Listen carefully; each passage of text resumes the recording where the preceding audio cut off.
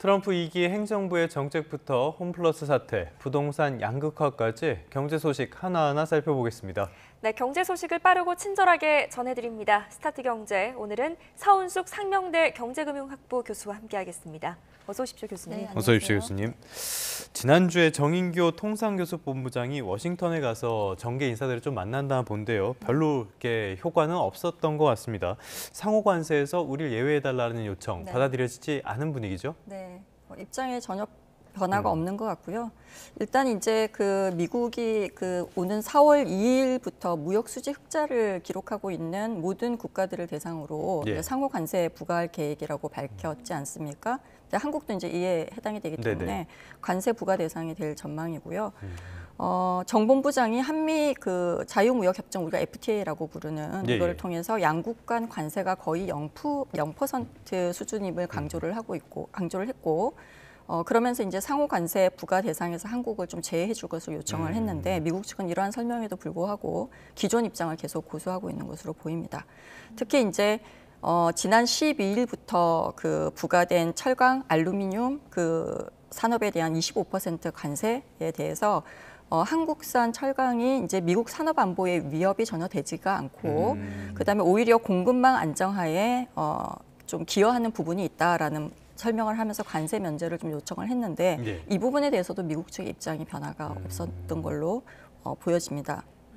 사실 이제 상호 관세 부과가 한국 경제에 미치는 영향이 크지 않습니까? 이제 주요 산업에 대한 타격이 굉장히 크고요. 특히 이걸 이제 시행할 경우에 우리나라 수출 품목 중에서 굉장히 중요한 반도체 산업하고 자동차에 굉장히 심각한 영향을 미칠 것으로 예상이 되거든요.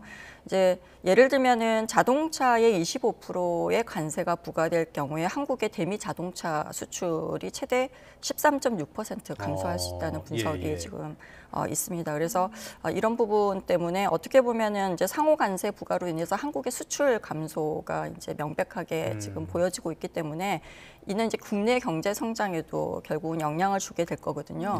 그래서 전문가들이 분석한 내용에 의하면은 미국의 관세 정책이 한국의 GDP 성장률을 0.5%포인트에서 1.1%포인트까지 낮출 수 있다고 경고를 하고 있습니다. 그래서 이제 좀 기업의 대응 전략이 좀 필요한데, 사실 국가적인 차원에서 좀 정치적인 대응이나 외교적인 대응이 좀 굉장히 중요한데요. 지금 저희가 현재는 한국은 대통령 권한대 체제에 있지 않습니까? 그러다 보니까 미국과의 협상에서 좀 정치적인 타결을 기대하기가 좀 어려운 상황이고 좀 제한적이다라고 평가를 받고 있습니다.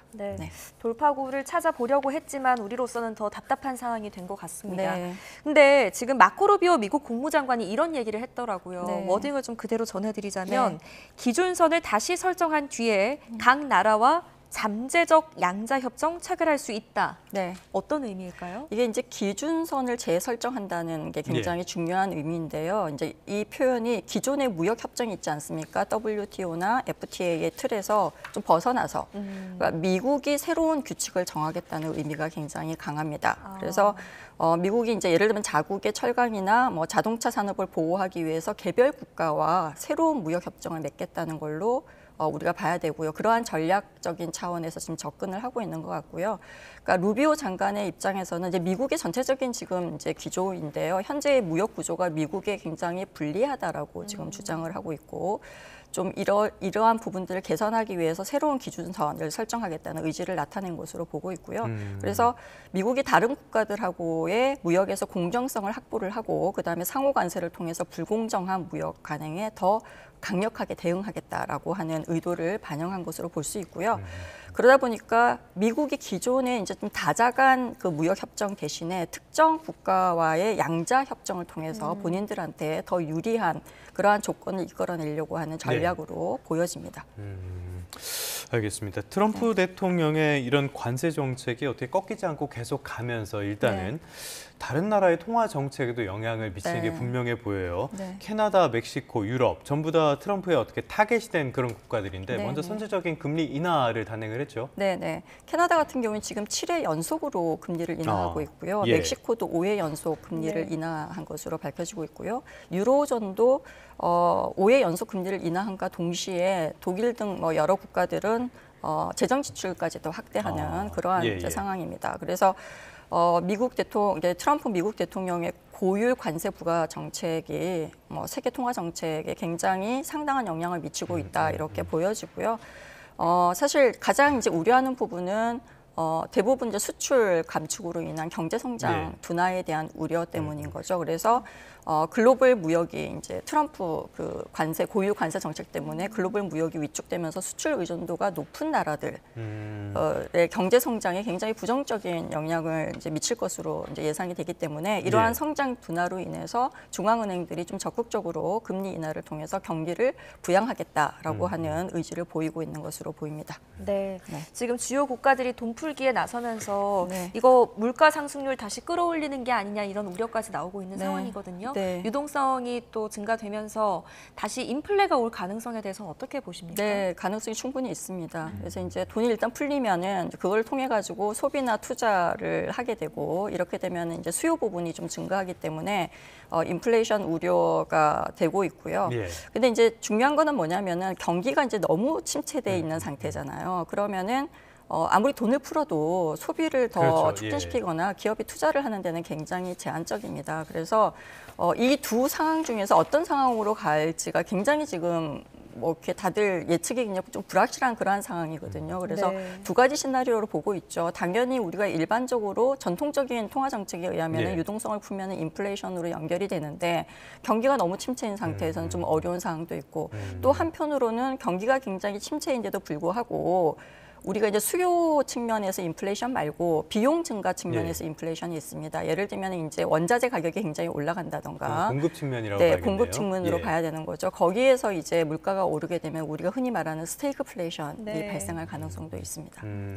굉장히 좀 어려운 상황이 이어지고 있고요. 그러다 보니까 전 세계 증시도 조금씩 영향을 받고 있는데 그렇기 때문에 이번 주에 시선이 많이 쏠리는 것 같아요. 19일에 FOMC 그러니까 연방공개시장위원회 이게 예정이 돼 있는데 전망은 교수님은 어떻게 하십니까? 이게 제 전망도 이제 있는데 사실 그 시카고 상품거래소 CME에서 하는 패드워치라고 이제 이게 FOMC에서 금리 결정을 하기 전에 보통 예측하는 예측치가 있습니다. 그래서 현재 월가에서는 90% 이상의 99%요? 확률로 패드가 현재 기준금리 연 4.25에서 4.5% 내로 동결할 것으로 예상을 하고 있고요. 이제 가장 큰 게 이제 미국의 인플레이션이 패드의 목표치가 2%인데 거기까지 좀 제대로 내려오고 있지 않고 있고요. 이제 미국의 2월 소비자 물가 지수를 보면 전년 같은 기간 대비해서 2.8% 정도 올랐습니다. 그래서 이게 이제 원래 시장의 기대치는 2.9%이기 때문에 이것보다는 조금 낮은 수준이지만 여전히 물가가 높은 상태를 유지를 하고 있는 아직 훨씬 높다. 상태이기 때문에 사실 금리가 동결되지 않을까라고 하는 예측이 굉장히 크고 저도 그렇게 예측을 하고 있습니다. 알겠습니다. 이번 주에도 주목할 만한 경제 일정들이 많습니다. 특히 미국의 경제 상황을 보여줄 만한 지표들이 많으니까 이 부분에 주목을 하시는 게 좋겠습니다. 다음 소식 살펴보죠. 홈플러스 사태로 가보겠습니다. 김병주 회장, MBK 파트너스의 설립자죠. 자기 개인 재산 일부를 내놓기로 했다고요? 네, 이게 이제 홈플러스의 소상공인 거래처에 대한 결제 대금을 이제 지원하기 위해서 개인 재산 일부를 출연한 것으로 지금 결정을 한 것으로 보입니다. 그래서 일단 지금 현재 기업 최근에 이제 홈플러스가 기업 회생 절차에 들어가면서 발생한 유동성 위기 를 해결하기 위한 조치로 좀 소상공인들이 결제 대금을 이제 지연되면서 못 받고 있고 이래서 좀 도산 가능성도 있고 어려움이 크다라고 해서 이걸 들어주기 위해서 이게 본인의 사재를 출연하겠다라고 했거든요. 그런데 이 지원이 그 협력 단체와 소상공인 채권단의 이제 불안감을 완전히 해소할 수 있을지는 좀 미지수입니다. 사실은 핵심은 지원 규모하고 대상의 명확성이거든요. 근데 이제 현재 홈플러스의 월 납품 대금이 약 3천억 원 정도가 되고 있고요. 그러니까 임대료가 500억에서 700억 수준인데 사재 규모가 어느 정도인지 좀 공개가 되고 있지 않고 있고요. 그래서 실효성 논란도 좀 있습니다. 그래서 또 이제 소상공인으로 좀 정의를 하고 있는데 이게 좀 모호해요. 어디까지를 해줄 것인지 특정 업체만 선별 지원이 될 경우에는 또 형평성 논란도 발생할 가능성이 크거든요. 그래서 사재 출연이 일단은 좀 단기적인 현금 흐름에는 제대로 들어간다면은 좀 긍정적으로 되겠지만 지원 규모의 불투명성하고 그다음에 홈플러스의 근본적인 재무 안정화 부분에는 좀 적절한 정책이라고 보기에는 장기적으로 보기에는 이게 실효성이 있다라고 보기에는 좀 제한적이다라고 볼 수가 있겠습니다. 네, 이렇게 자신의 개인 재산을 내놓기로 한 방안이 네. 국회 출석을 앞두고 이거 대비용 아니냐 이런 또 지적도 나오는 것 네, 같아요. 근데 이제 사실 김병주 회장은 내일 열릴 그 국회 정무위원회 전체회의에 불출석하기로 네네네. 결정을 했어요. 회의 출장 등의 사유로 불출석한다고 사유서를 제출했는데요. 서면에서 한 얘기 중에 사실 MBK의 펀딩과 투자 과정에는 관여를 하지만 이미 투자가 완료된 개별 포트폴리오 회사의 경영에는 관여하지 않기 때문에 충분히 답변을 드리지 못할 것이라고 밝혔어요. 이게 이제 보통 사모펀드라고 하는 PEF는 경영 비개입이 원칙이거든요. 그래서 이제 경영 비개입 원칙이 자본시장에서 일반적인 관행이에요. 근데 이 경영 비개입 원칙이 뭐냐면은 사모펀드가 투자한 기업의 경영에 이제 직접적으로 개입하지 않고 주로 재무적 투자로서의 역할을 수행한다라는 게 이 부분이거든요. 근데 MBK는 홈플러스 이사회를 통해 가지고 주요 의사결정에 영향을 이미 미쳤습니다. 뭐 다른 기업들도 다 경영을 직접 해왔잖아요. 네, 카드 대금 기초 유동화 증권 발행하거나 자산 매각 결정할 때도 주주 권한 범위에서 충분히 본인들의 의사를 결정했기 때문에 뭐 이게 이러한 주장은 책임 회피로 좀 보일 수가 있고요. 사실 사모펀드의 도덕적 해이 문제로 좀 확장이 될 수 있다라고 볼 수 있습니다. 그래서 이렇게 불출석 결정을 한 게 어떻게 보면 정치권과 재계에서 좀 비판을 받고 있다라고 우리가 생각할 수가 있겠습니다. 교수님도 말씀을 해주셨지만은 사모펀드는 뭐 물론 필요한 그런 거긴 하지만은 MBK 파트너스나 김병주 회장처럼 개선 능력도 책임감도 보여주지 않는 곳이 과연 우리 자본시장에 정말 필요한 곳인가 이 부분은 생각해볼 필요가 있어 보입니다. 이런 가운데 개인 투자자들이 사들인 홈플러스의 단기 채권 규모가 2천억 원대로 확인이 됐다고 해요.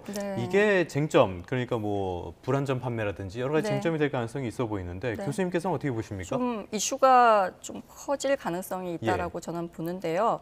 일단 홈플러스 단기 채권 판매 현황을 우리가 한번 보면은 이제 2025년 3월 3일 기준으로 봐서 뭐 CP나 카드 대금 기초 유동화 증권이나 단기 사채 이게 총 판매 잔액이 약 949억 원에 지금 달합니다. 그러니까 이 중에서 개인 투자자 대상 판매한 규모가 676건, 즉 총 2,075억 원 정도로 확인이 됐거든요. 근데 일반 법인에도 192건, 총 3,327억 원이 판매가 됐어요. 근데 이제 그 기업 회생을 신청하는 상황이었잖아요, 사실. 근데 이 상황에서 법정 관리에 들어갈 가능성이 있다면은 투자자 보호를 위해서 사전에 좀 경고하거나 아니면은 금융당국이 감시를 좀 해야 될 필요가 있는데 홈플러스가 이런 상황을 전혀 알리지 않고 개인 투자자들에게 대규모 채권을 판매를 했다는 게 이제 좀 이슈가 되고 있고요. 투자자들은 위험성을 제대로 인지하지 못한 채 채권을 매입했을 가능성이 굉장히 큽니다. 자산 유동화 증권이긴 하지만 이 채권에 해당하거든요. 그렇죠. 대부분의 투자자들이 어떻게 보면은 기업의 채권, 홈플러스의 채권이라고 본다면은 이게 이제 좀 안정적이고 뭐 정기적인 이자를 받을 수 있다라고 생각했을 가능성이 굉장히 크고요. 더 중요한 이슈가 뭐냐면은 이제 신용 등급 이슈인데요. 2025년 2월 25일에 이 사채, 그러니까 자산 유동화 증권을 발행을 했거든요. 근데 2월 27일에 신용평가사로부터 신용등급 강등 통보를 받았다고 합니다. 그러니까 이제 실제로는 2월 25일에 이미 신용등급이 하락할 가능성이 있다라는 거를 인지했지 않았을까.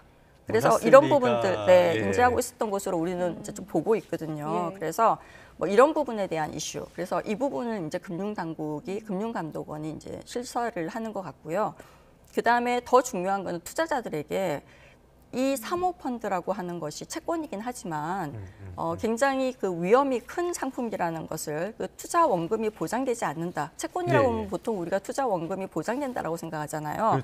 근데 이제 최대 손실 가능 금액이 있고 원금이 보장되지 않는다는 투자 위험에 대한 상황들을 잘 알리지 않은 부분, 그다음에 발행사의 신용 그 위험 등급이 좀 낮아질 수 있다는 부분들에 대해서 얼마만큼 제대로 설명을 했을지 이게 상품의 구조도 굉장히 복잡하거든요. 그러니까 특수 목적 회사에는 SPC가 들어가서 가지고 있던 신용카드의 매출을 가지고 기초로 해서 자산 유동화를 시킨 거기 때문에 구조도 굉장히 복잡하단 말이에요. 이런 부분에 대해서 투자자들에게 얼마만큼 충분히 설명을 했는지에 대한 것이 어떻게 보면은 그러니까 판매사에도 책임이 좀 있다라고 볼 수가 있어요. 불안전 판매의 여지가 굉장히 있겠네요. 크게 존재를 하고 있습니다. 네, 알겠습니다. 홈플러스 사태의 쟁점을 짚어주셨습니다. 네. 다음 이슈로 넘어가 보자면 토지거래 허가제가 해제되고 난 이후에 후폭풍이 좀 거센 것 같아요. 네, 토지거래 허가 구역을 해제한 데가 2025년 2월 13일이고요.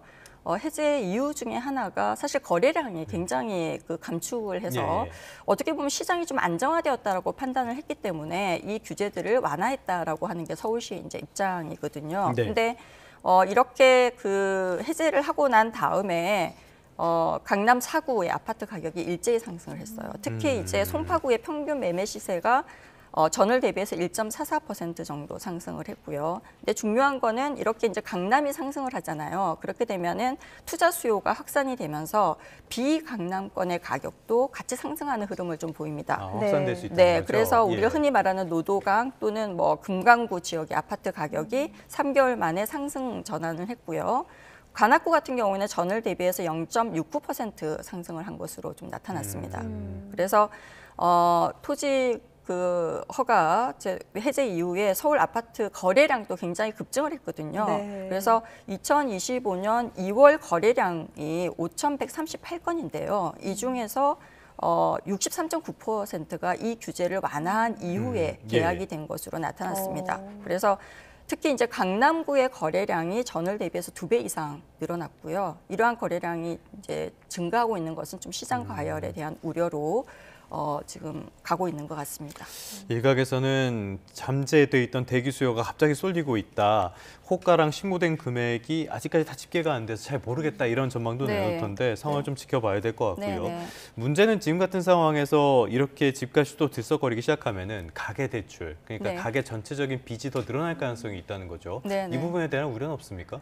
당연히 있죠. 보통은 이제 이 거래가 되고 난 다음에 거래량이 늘어났잖아요. 그럼 1, 2개월 후에 가계부채 규모가 늘어나는 우리가 일반적으로 데이터로 볼 수가 있거든요. 그래서 가계부채가 늘어날 가능성이 크다라고 보고 있죠. 그래서 사실 금융시장의 안정성을 좀 잡기 위해서 주택시장, 부동산 시장 과열을 굉장히 많이 막았잖아요. 그래서 이게 사실은 단순하게 거래 침체가 이렇게 가격 조정 과정이라고 한다면은 시장의 자율 조정을 좀 기다려야 하는 게 아니었나. 그래서 너무 성급하게 이제 규제를 풀어서 오히려 투기 세력을 좀 유입시킬 가능성이 크다라고 하는 부분들이 기존에 우리가 지금까지 했던 가계부채 정책하고는 좀 모순될 가능성이 크다라는 지적을 좀 받을 수가 있다고 보여집니다.